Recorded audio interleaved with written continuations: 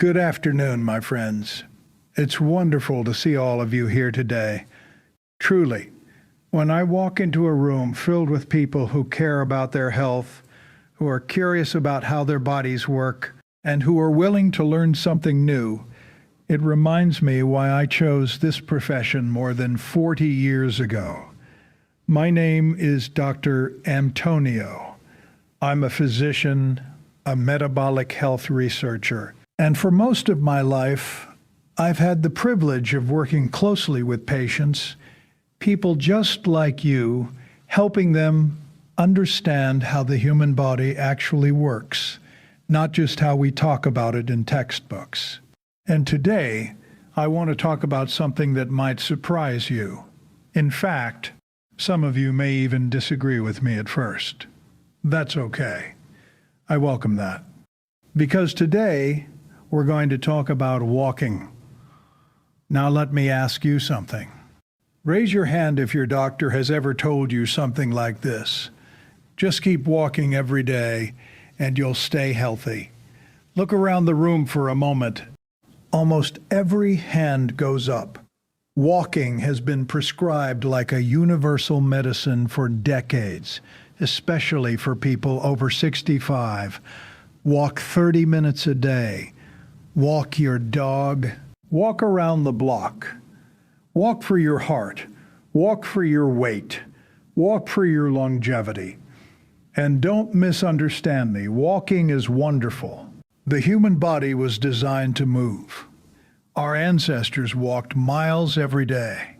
But here is the uncomfortable truth that most doctors never explain. If you are over 65, walking alone is not enough to keep you strong. In fact, for many people, walking by itself is quietly allowing one of the most dangerous biological processes of aging to continue unchecked. And that process has a name: sarcopenia. Now, before we go deeper, I want to tell you about a patient of mine. Let's call her Margaret. Margaret came into my clinic about 12 years ago. She was 72 years old, a wonderful woman, sharp mind, beautiful sense of humor, the kind of person who lights up a room. And she said something to me that I hear all the time. "Doctor, I don't understand what's happening to me. I walked every single day, 40 minutes, sometimes an hour. I've done that for years, but I feel weaker. My balance is worse. Getting out of a chair feels harder. My arms feel soft. I can't open jars like I used to." Now I asked her a question I ask many of my older patients. "Margaret, besides walking, what do you do to challenge your muscles?" She looked at me like I had asked her something strange. "Nothing," she said. I thought walking was enough. And that right there is the moment everything changed for her. Because when we ran her tests, something very revealing appeared. Margaret had lost nearly 30% of her muscle mass since the age of 50. 30%. And yet her weight had barely changed. Let that sink in. Her body composition had changed dramatically, but the scale never told a story. Her muscles were shrinking, her metabolism was slowing, her balance system was weakening. Her bones were receiving less mechanical stimulation. And walking alone, while healthy in many ways, was not stopping the process. Now here's the remarkable part. 90 days after we changed her movement strategy, Margaret felt stronger than she had in 15 years. Her grip strength doubled. Her balance improved. Her blood sugar normalized. Her posture changed. And perhaps most importantly, her confidence came back. She stopped feeling fragile. Now today I want to show you exactly what happened inside her body and what you can do to create the same transformation. Because here is the truth that may surprise you. The human body can rebuild strength at 70, 80, even 90 years old. But it needs the right signal. And walking alone is not the signal your muscles are waiting for. So lean forward with me for a moment, because what I'm about to explain may completely change the way you think about aging, strength, and movement for the rest of your life. Now let's talk about the real problem. I want you to imagine something with me. Picture your body as a large city, a living, breathing metropolis. Inside this city, there are factories, roads, power, stations, communication, networks, sanitation departments, construction crews. Your heart is the central pump station. Your lungs are the oxygen processing plants. Your liver is the chemical refinery. Your brain is City Hall. But today, we're going to focus on something else. The infrastructure of the city. The structural beams, the steel framework that holds everything together. That is your muscle. Muscle is not just about strength or appearance. Muscle is a metabolic organ. It is one of the most powerful regulators of blood sugar, inflammation, hormone balance, immune function, and longevity. In fact, muscle is so important that many aging researchers now say something very direct. Muscle mass is one of the strongest predictors of how long you will live, not cholesterol, not weight, not even blood pressure. Muscle. Now here's what happens as we age. After the age of 30, most adults begin losing muscle slowly, about 3 to 5% per decade. After 60, that rate accelerates. It can reach 1% per year, sometimes more. And here is the silent tragedy.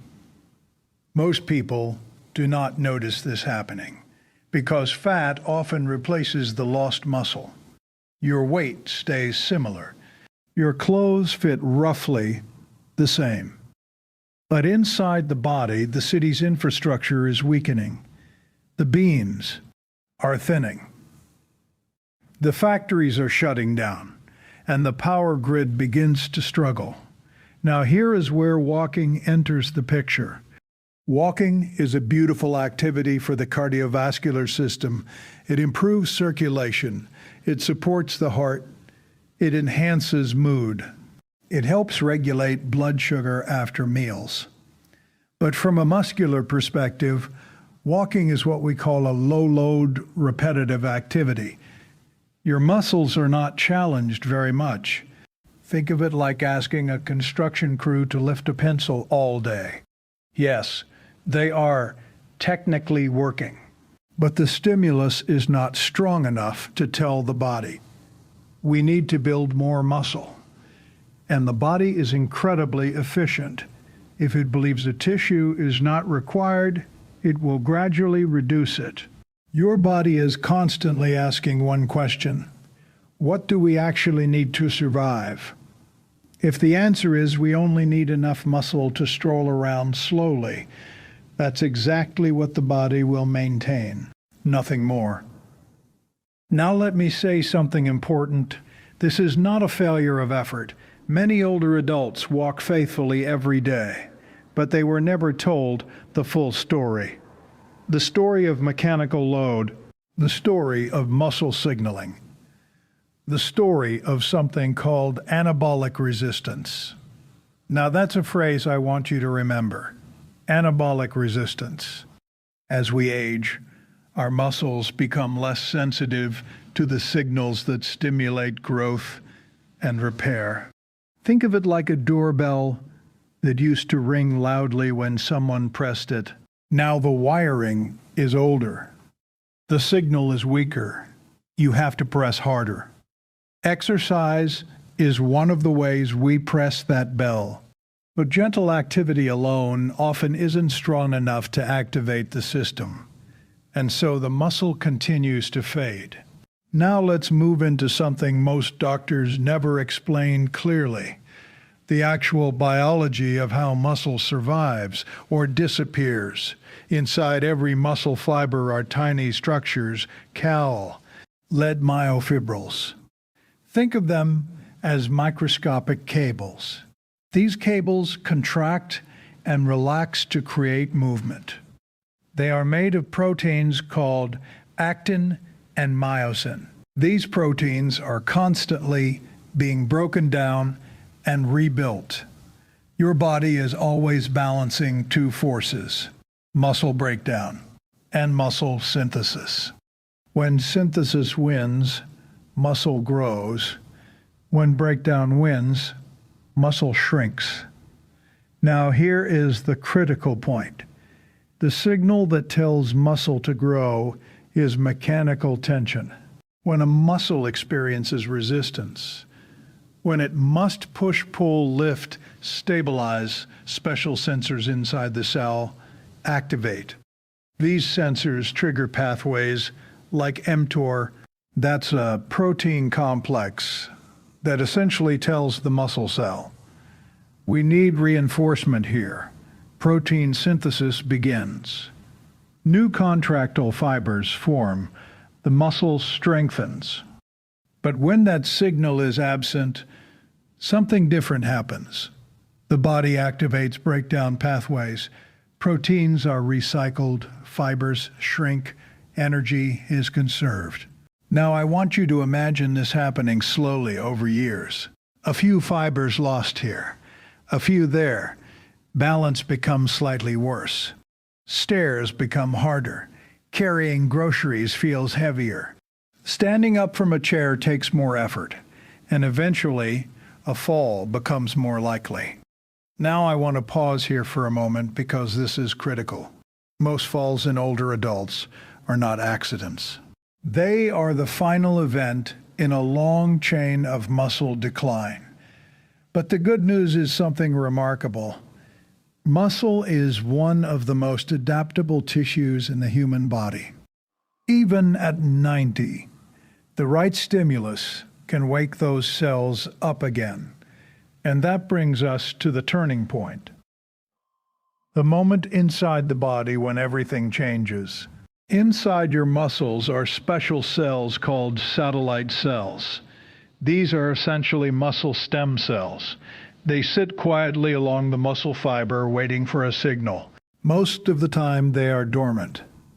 But when a muscle experiences sufficient mechanical stress, they activate, they multiply, they fuse with muscle fibers, and they donate new nuclei to the muscle cell. This allows the muscle to build more protein and become stronger. Now, here is the part that makes scientists smile. Studies have shown that elderly individuals, people in their 70s and 80s, can increase muscle strength by 40 to 100% in just a few months when resistance training is introduced. Think about that. Decades of decline partially reversed, not with medication, not with surgery, but with the correct mechanical signal. Your body has been waiting for that signal. Walking rarely provides it, but resistance does. Now, when resistance activates those satellite cells, something else happens. Hormones shift. Growth hormone rises, testosterone improves. Insulin sensitivity increases. Blood sugar becomes easier to control. Mitochondria, the energy generators of the cell, multiply. Your metabolism becomes more youthful.